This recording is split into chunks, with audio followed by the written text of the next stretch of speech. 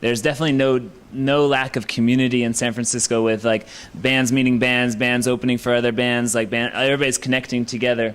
But what would you say like are there any universal like difficulties that you've run into where like universally like it's difficult to work with bands in this sense, it's difficult to work with bands in this sense? Like, have either of you discovered something where you'd say like universally bands have trouble with this and you should focus on doing this better? Yes. So I was in this like, you know, my background is being in a band for 6 years, and I was in this band, and that was the only band I was ever in, was this band that I focused on and like dedicated my whole life to for 6 years, and I thought that was going to be my life. I thought we were going to make it big and, you know, break through to everything, and we didn't, and so here I am. But we put all of our energy, every single person at that band, you know, we split up tasks and we just like went to town and worked really hard, and we made sure if somebody contacted us from the press or if a band contacted us, or even if we were playing at a show, we would watch every single band set that we were playing with. We would, you know, make sure to contact every, you know, press person that contacted us, or, you know, just be very cordial with anybody that showed any interest in us. And the one thing I have to say about bands that I've noticed working on the other end of things that I didn't expect to get is that bands are really flaky. Like, the band I was in was not normal. We were crazy, and that's maybe part of the reason why we ended up failing, is because I think we went too far into like the business side of things and forgot about, you know, the creativity side, and so it did kill it. We didn't find a good balance, but at the same time, being on the other side of things, a lot of bands just don't think about the importance of getting back to people, being cordial, responding to emails. And so that's been my frustration, even though I'm not trying to dog bands in the SF area at all. Like, I think that there is a great community here, and really, like, the bands here are just stellar musicians.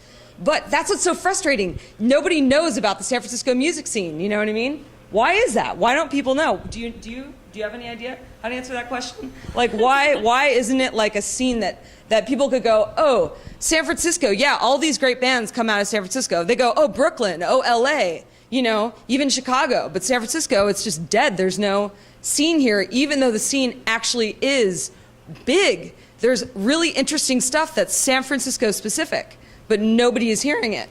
And I think it's because the drive here is really low in getting this, in getting connected with press, connected with the media, and staying true to those connections, and not being flaky about them. There's an importance in the business side of things. So that's my one thing. I completely agree with that. I feel like if I had a penny for every time a band sends me an email that's like, hey, I want to be on your label, and granted, they're a hip-hop band, so they obviously haven't listened to the music on my label, and they send me a link to their MySpace page, and they're like, hey, go listen to all our music. And I'm thinking to myself, you can't even take the time, you can't even take 10 minutes out of your day to write me a professional email, and you want me to take time out of my day to go and listen to all your music. You know, it really is about being professional. And yes, it is about keeping a balance between your creativity and your professionalism. But as a band, your fans don't owe you anything. You owe them everything. You owe the people that are giving you the time of day the attention that they deserve. And if someone shows interest in your band, another job that I have, I work as a talent buyer for a music venue, and which is a different hat than what I'm representing today, but it's a different perspective, and I deal with bands probably 50 times a day, and some of them are really on it. Some of them have their media materials lined up. They send a proper email with, hey, this is our bio, this is the kind of music we make, hey, this is some live footage on YouTube, here's some tracks if you want to play them, you know, send a link, don't send MP3s to anyone in email. But you can really tell the bands that are on top of things, and it makes me appreciate those bands so much more, because they put that extra time and energy into that interaction that they're having with a booking agent or someone in the press, and it just this goes back to community. No band has ever made it without the help of the community around them. The Beatles didn't become the Beatles by themselves. They had a huge team of people behind them that were helping them produce their music and helping them book shows and helping them tour. The Beatles were a wedding band before they were the Beatles, So no one becomes a band overnight. You don't just magically become a superstar. Like, it takes a community of people, which means you need to respect everyone in the industry, and you need to work as a team and be part of a community of people, and not just isolate yourself and think that your music is above and beyond any of the people that are around you. You said you get 15 emails a day. I don't know how many emails a day Olivia gets. I know I get emails like all the time. What do you think is the appropriate personalness to professionalness, and what do you advise a band do before they just send out emails to people randomly? Or if not randomly, like, what do you suggest that a band does if they want to get in contact with your label, or get in contact with Wiretap, or get in contact with the community? I would say research who you're writing. Actually, if you go to our website, it very clearly states that I do all the public relations and I'm the A&R person. And my business partner is the distribution person, and he's the webmaster. And 9 out of 10 times the emails are addressed to him because he's the male name on our label. People automatically address Dawn and not me with matters that are very clearly my job title. And it's pretty laid out on our website. Like, if you're a band submitting your music, send it to Julie at Tricycle Records. And people still bypass that and send it to my business partner, who doesn't do A&R and is not associated to that. So, and then also, like I said, I get submissions from bands that it's very clearly says in our mission statement, we're a Bay Area only music label. We work with bands in the Bay Area strictly. I get submissions from bands in Sweden and Japan and Los Angeles and New York, and I write them, and I question if they even read the first paragraph of our mission statement, because it says very clearly that we're a Bay Area music label, and people are constantly spelling my name wrong.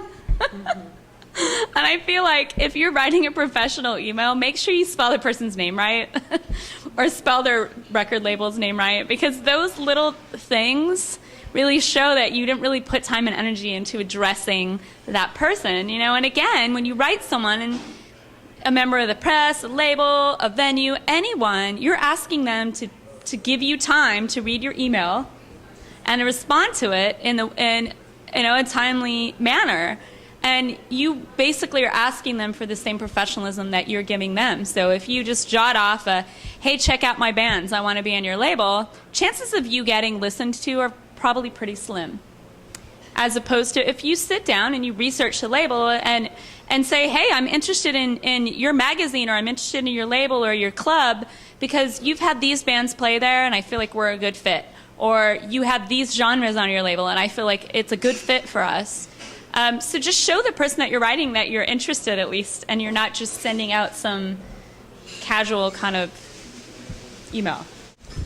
Definitely personalize what you're sending out, and doing a lot of research is key. If I see something as a mass email, I don't even read it. You can tell in a second that it is.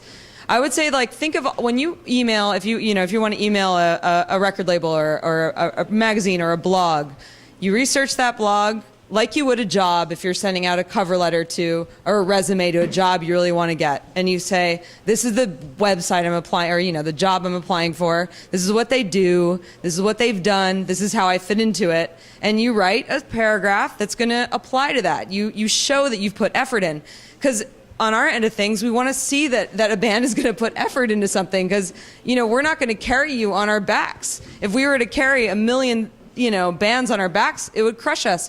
It's a team effort, and that's the thing. Like, we're about community, we're about team. It's about working as a team, and if nobody's going to research what they're getting into, it's just going to be like bypass.